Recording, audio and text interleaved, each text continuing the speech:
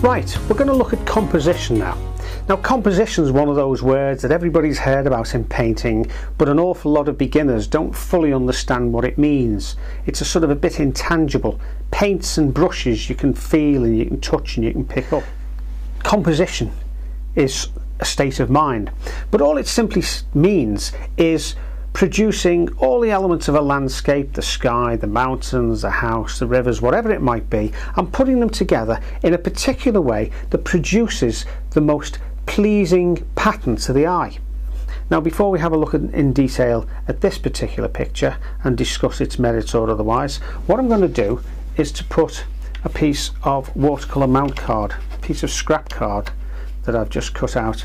I've just placed that loosely over the picture because, as you'll hear me say several times in this course, if you put a piece of mount card or similar around a picture as you're working on it, it throws up all sorts of potential problems, particularly around the edges of the picture, that you might not anticipate without it. So let's have a look at this picture now and see how we can improve it.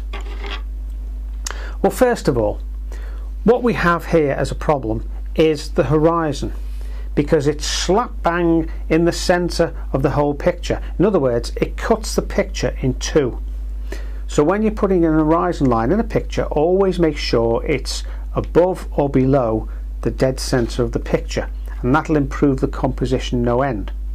The other problem we've got here is this little cottage, which is clearly the focal point, is also dead centre of the picture, left to right. It's also dead centre top and bottom because it's sitting on the horizon line, so it's absolutely in the middle of the picture, and we can achieve something much better than that by moving this cottage to one side or the other. And in a moment or two we'll look at something called the rule of thirds, which is such an important but such a simple concept to grasp that once you understand it and once you hear about it, you won't ever go back to making this sort of basic sort of mistake. Right, now that doesn't mean to say that you can never have a landscape with the focal point slap bang in the centre. If you look at this picture that we used earlier to describe perspective, here we've got the Taj Mahal, we've got the horizon line splitting the picture almost exactly halfway, and we've got the Taj Mahal itself right in the middle of the picture with this long pool coming out, so we've got an absolutely symmetrical picture. So there are circumstances where a very symmetrical composition will work. Now, just before we move off this picture, there's a couple of other no-nos that I think we should look at, and this is where you have two features in the landscape just touching each other. Instead of it, sometimes it's called kissing or sometimes it's called a coincidence, but it's where in this case these two bushes just touch the horizon line or the bottom of the house. It's where this chimney just touches the top of this hill here. Make the chimney a little bit taller or a little bit smaller so it's clearly above or below, or make this bush a little bit bigger so it partially obscures the house. Not too much, but just sufficient so it's not just touching like that. We've got a nice lead in here with this river that leads the eye initially to the house, but unfortunately it carries on straight past, and then with the line of bushes here it takes our eye straight out of the picture. And another feature to avoid is here where we've got 1, 2, 3, 4, 5, 6 equal sized bushes all on the same line, and 4 of them at least are equidistant apart.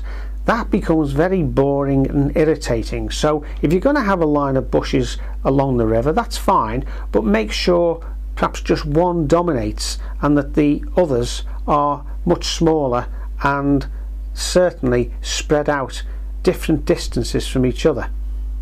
In this way here you've got a large area of bushes and trees in the background, but these other bushes and trees are different sizes and different shapes. And just before we go off this picture, the other thing to consider is that you've got a large area of fields here on both sides of the river which are really devoid of any interest, and I'm not suggesting that you clutter them with a herd of 500 cattle, but a couple of rocks or bushes or one or two sheep here and there can be used to good effect just to create a little bit more interest. Equally, if you want to push the viewer's eye more into the picture, then you can always use a device where you put some cloud shadow in the foreground here. But let's have a look and see if we can do something a little bit better with this picture.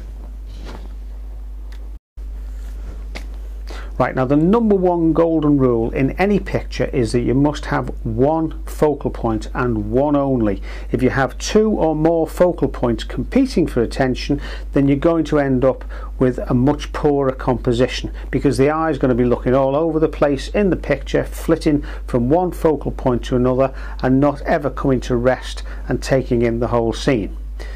Now, the whole point of the rule of thirds is that it simply divides the picture up into 3 bands vertically like that, 1, 2 and 3, and 3 bands horizontally like that. You'll find that where each of these lines intersect, here, here, here and here, is where your best spot is for a focal point. As I say, as long as it's somewhere just around this area, then that's going to make the start of a good composition. And that really is all that the rule of thirds is about, and that all you need to worry about. Right, the first improvement is that we've lowered the horizon to well below the halfway point. Now here, as we've just discussed, we've moved the cottage from the dead centre off to the left. We've also got some trees behind the white cottage, so that gives a nice light against dark, or dark against light, so it helps the focal point to stand out even more. We've still got our lead in with the river, but this time, instead of leading us straight out of the picture, it's curving back across here somewhere and taking the eye quite clearly to the focal point. We've put a little bit more interest in the fields by no more than darkening and making a little bit stronger the colours that have come forward in the foreground like that. An important subtle point as well is that these two outermost sheep are facing into the middle of the picture rather than facing out where your eye will be taken out. You can see also here that where we've got this bush, it's quite clearly the dominant bush both in intensity of colour and in size compared to the rest of these bushes along the river, and it also rises just above the house and obscures it slightly, so it pushes the house firmly back into the middle distance. If I put my hand over that dark area of blue sky in the top right, you suddenly find that all the weight of the composition, all the strongest, lightest light and the darkest darks are all down in this area, so it unbalances the composition somewhat and puts everything down this side. Putting a much stronger area of deep blue in this area here, it's actually diagonally balanced the picture better. In fact, if you have a look at the picture closely, you'll see that all 4 corners are relatively dark, and the middle of the picture, the centre of the picture, is where all the light is. And by having those dark corners in this sort of fairly subtle way, it means that the eye is pushed in towards the centre of the picture, which is where you want it to go. But as with a lot of things in art, if you understand how these basic conventions work to start with, then you start to find out ways in which you can exploit them and manipulate them and bend these conventions, bend these rules to your advantage without spoiling your composition.